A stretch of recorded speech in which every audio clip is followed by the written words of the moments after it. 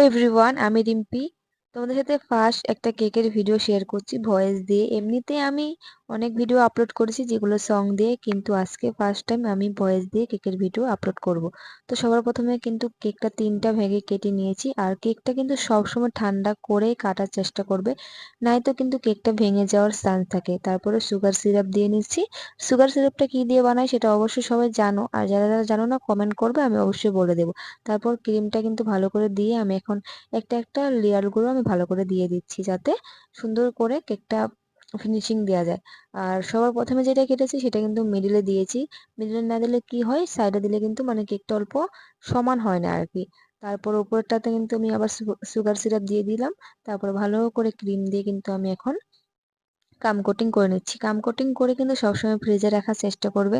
ফ্রিজে রাখলে কেকটা ভালো হয়, দেওয়া যায় আর ডিজাইন করতে ভালো হয়। তার জন্য সবসময় চেষ্টা করবে ফ্রিজে রাখার জন্য।